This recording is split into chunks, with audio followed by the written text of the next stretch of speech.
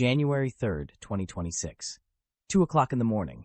The sky over Caracas erupts in a kinetic symphony of precision strikes.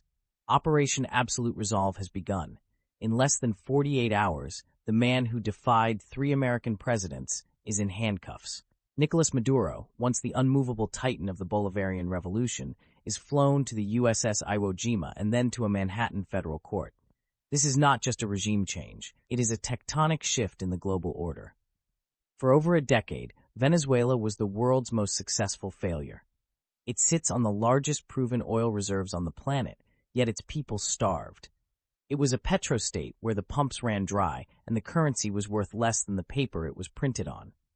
Now the vacuum left by Maduro's capture is creating a high-stakes scramble for power, resources, and influence that will reverberate from the Amazon to the boardroom of every major energy firm in the world.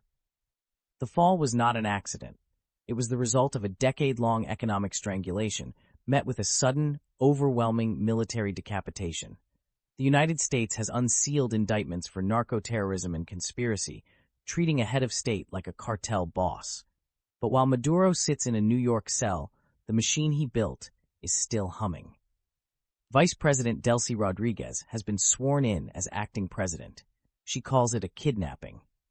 The Venezuelan military claims loyalty to her. The tension is a wire pulled to the breaking point. The world is watching to see if the Chavista structure collapses or if it hardens into a fortress.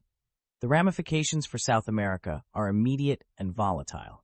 For years, Venezuela was the hub of a pink tide of leftist influence, backed by Russian intelligence and Chinese credit. With Maduro gone, that axis is shattered. Brazil, Colombia, and Guyana are now looking at a neighbor in total flux. If the transition is violent, a fresh wave of millions of refugees could flood across borders already at their limit. But if the country stabilizes, we are looking at the greatest economic reconstruction project since the Marshall Plan. We are talking about the rebirth of a nation that was once the richest in South America.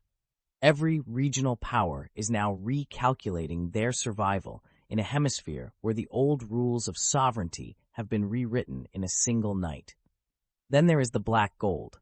The world's energy markets are currently staring at a sleeping giant. Under Maduro, Venezuelan oil production plummeted from over 3 million barrels per day to a mere trickle.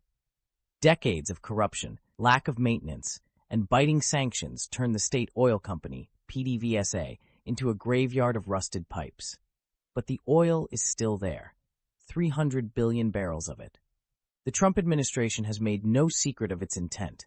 They want to run the country to secure a transition and, crucially, to secure the oil. In the short term, the market is nervous.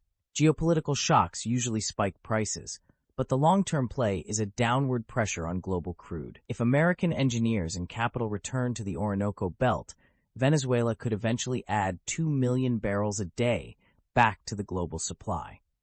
This is a nightmare for OPEC+. More Venezuelan oil means less leverage for Saudi Arabia and Russia. It means the possibility of Brent crude dropping into the $50 range and staying there. We are looking at a future where the Western Hemisphere becomes an energy fortress, potentially cutting off the influence of Middle Eastern and Eurasian suppliers for a generation. The stakes could not be higher. If the U.S. successfully installs a stable, pro-market government, they secure the southern flank and flood the world with cheap energy.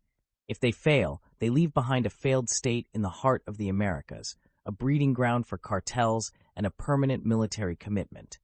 The capture of Maduro was the easy part. The tactical thriller has ended, but the economic war has just begun. The whiteboard is being wiped clean. What is written next will determine the price of gasoline in Ohio and the stability of governments from Bogota to Beijing. The king is in a cage, but the kingdom is up for grabs.